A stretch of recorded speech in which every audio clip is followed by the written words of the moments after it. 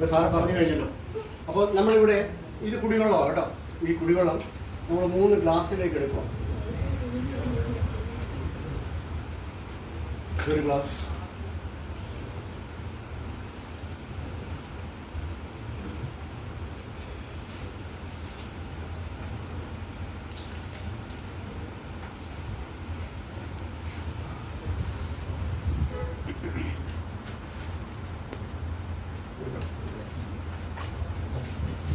അപ്പം ഈ സംഗതി കണ്ടിട്ടുണ്ടോ? ഇത് ബെറ്റാഡിൻ എന്ന് പറയുന്നതാണ്. ബെറ്റാഡിൻ നമ്മുടെ മുറിവിനൊക്കെ പെട്ടെന്ന് മുറിവ് ക്ലീൻ ചെയ്യുന്ന, അതായത് അണുക്കളെയൊക്കെ നശിപ്പിക്കുന്ന ഒരു ഐറ്റമാണിത്. ബെറ്റാഡിൻ എന്ന് പറയും. അപ്പോൾ ഈ ബെറ്റാഡിൻ നമ്മൾ ഒരു ഗ്ലാസ്സിലേക്ക് നമ്മൾ ഒഴിക്കുക.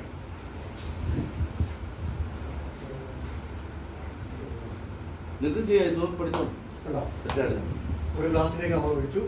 നമ്മളിത് ചെറുതായിട്ട് ഇതിനെ ഇളക്കി.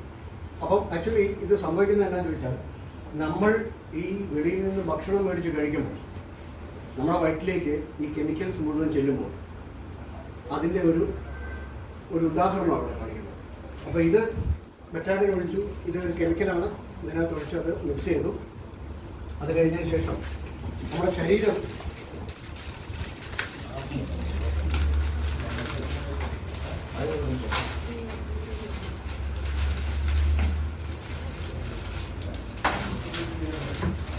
ഇതിലേക്ക് ഇതൊക്കെ എല്ലാവർക്കും അറിയാം. മാഗി നമ്മുടെ വീടുകളിൽ ഉപയോഗിക്കുന്ന സാധനമാണ്.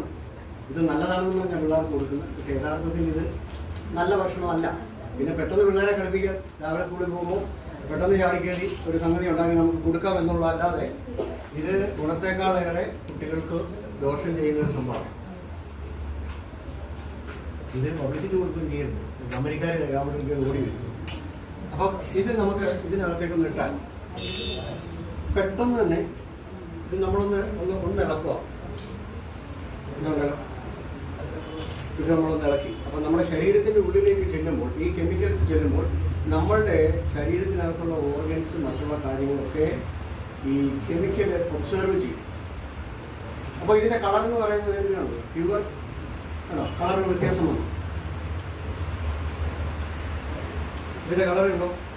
ഈ കളറിന് വ്യത്യാസം വന്നു. അപ്പോൾ നമ്മളത് ശരിയാക്കാനായിട്ട് നമ്മൾ ഭക്ഷണം, നമ്മൾ വെള്ളം കുടിക്കാറുണ്ട്.